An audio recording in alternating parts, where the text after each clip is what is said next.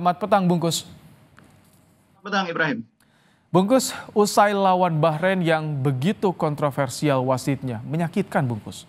Pelajaran apa yang bisa kita petik agar kita waspada nih dipimpin wasit asal Timur Tengah lagi?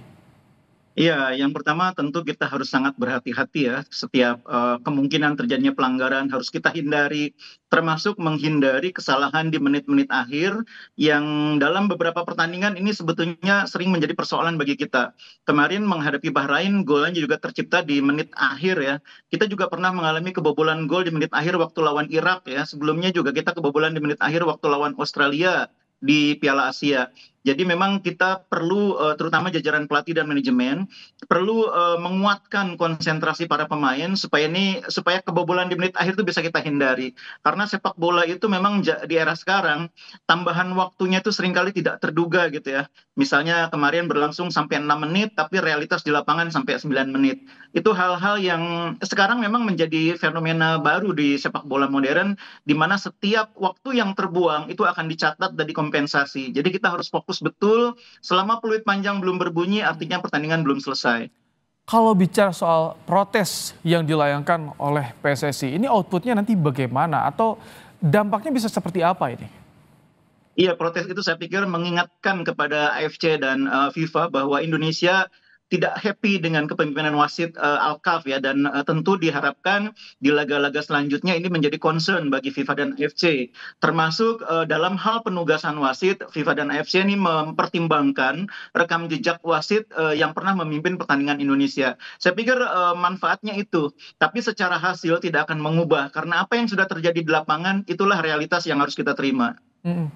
Ini saya lihat postingan JJS yang terakhir, belajar dan moving forward, kemudian juga 1 poin tapi rasanya ini kehilangan begitu beratnya rasa sakit ketika main usai lawan Bahrain kalau Anda lihat dari pemain. Tapi ini bagaimana mereka bisa bangkit kembali jelang lawan Tiongkok, Bungkus?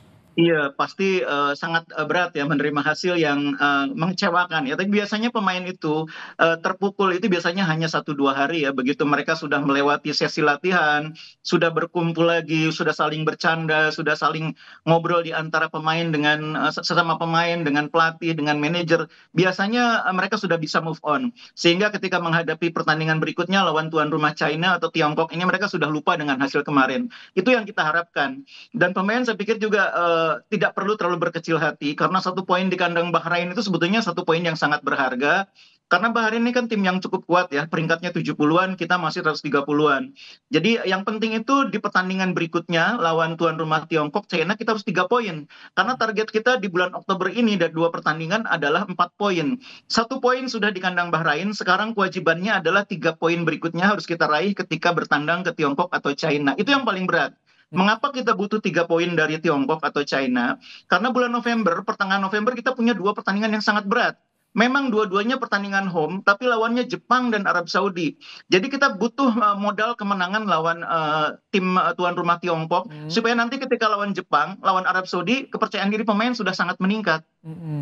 Ini nanti lawan Tiongkok, wasitnya lagi-lagi dari Timur Tengah nih. Kalau Anda melihat riwayat, track recordnya bagaimana? Kita tahu ketika pertandingan terakhir di Australia Bahrain itu. Iya, ya memang setiap wasit itu pasti pernah punya rekam jejak seperti itu ya. Termasuk wasit Indonesia juga kalau dilihat oleh negara lain mungkin juga bisa dilihat hal-hal seperti itu. Wasit-wasit Indonesia yang pernah memimpin pertandingan di level internasional maksud saya. Jadi kita lupakan aja saya pikir apa yang sudah terjadi kemarin, kita juga tidak perlu berpikiran negatif tentang wasit dari Uni Emirat Arab ini. Kita pasti sudah mendapatkan perhatian dari AFC dan FIFA, dan pasti mereka yang memimpin pertandingan sudah mendapatkan instruksi dari FIFA dan AFC untuk tidak melakukan hal-hal yang melanggar sportivitas, melanggar fair play. Apalagi Indonesia sudah menyuarakan keberatan terhadap kepemimpinan wasit di laga sebelumnya. Jadi kalau saya sih cenderung berpikir nggak perlu kita terlalu pusing soal wasit, kita fokus ke kemampuan diri kita sendiri. Kita harus tampil maksimal lawan tuan rumah Tiongkok supaya bisa 3 poin. Itu aja yang paling penting. Ini kalau misalkan sampai Indonesia kayak kemarin dirugikan oleh wasit, artinya Indonesia ini betul-betul diperhitungkan oleh negeri Timur Tengah di kualifikasi ini.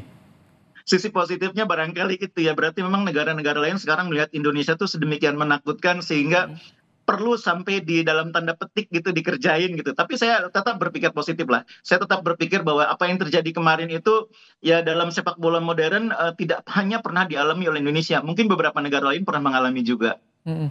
Ini bicara soal jarak yang datang duluan ke Tiongkok, Indonesia lebih dulu datang ke Tiongkok. Apakah ini jadi keuntungan juga bagi tim kita? Iya, sebetulnya ketika orang meributkan Indonesia katanya mainnya kok nggak di Beijing, kok justru mainnya di Qingdao. Saya berpikir malah justru itu bukan kerugian bagi Indonesia, itu keuntungan.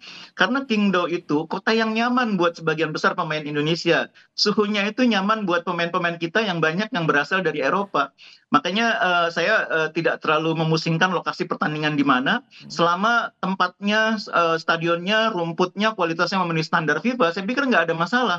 Pemain-pemain kita yang berasal dari Eropa itu kalau kalau temperaturnya di Qingdao itu malah lebih lebih nyaman karena sekitar 18 sampai 22 derajat itu bagi Tidak mereka terlalu lebih dingin nyaman. bagi mereka ya?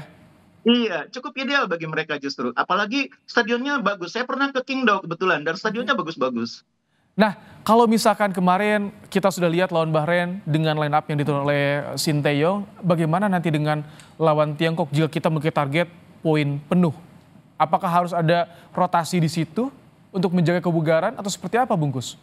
Kemungkinan rotasi cukup besar ya, karena jarak pertandingannya kan cukup mepet ya. Boleh jadi di pertandingan besok ini Jordi Amat tidak starter ya, tapi Jai Ijes menjadi sentral di lini pertahanan. Di kanan ada Rizky Ridho, di kiri ada Miss atau sebaliknya Rizky Ridho yang di kiri, Miss yang di kanan. Tapi yang jelas saya pikir di depan ada kemungkinan Eliano bermain sejak awal, ada kemungkinan ya. Karena kemarin dia kan baru bermain separuh pertandingan, di babak kedua baru masuk. Nah, mungkin juga yang akan terjadi perubahan di lapangan tengah. Boleh jadi nanti Tom Hai akan diduetkan dengan Nathan, bukan dengan Ivar. Tapi semua tentu sangat ditentukan oleh apa ya, asesmen terakhir pada hari sebelum pertandingan atau pagi sebelum pertandingan. Tapi kalau lihat Rafael Struijk itu sepertinya tak tergantikan ya untuk lawan Tiongkok esok. Ya, ada alternatif karena ada Sananta kan sebetulnya ya, ada Dimas Derajat. Tapi saya pikir kita memang di pertandingan lawan Tiongkok atau China, jelas Sintayong itu ingin mengejar 3 poin. Karena itu saya pikir akan dipilih pemain-pemain yang punya naluri mencetak gol. Tidak mustahil ya, tidak mustahil dalam perhitungan saya. Itu pemain seperti Sananta main sejak awal tidak mustahil, atau Dimas Derajat. Karena ini lawan Tiongkok atau China ini kita butuh 3 poin. Ini nggak bisa ditawar. Kalau kita mau bersaing minimal untuk masuk posisi 3-4. Salah satu yang harus dimenangkan laga away adalah di kandang China. Oke, terima kasih Bungkus untuk ulasannya Baik, dalam baik. program Kompas Petang sore hari ini.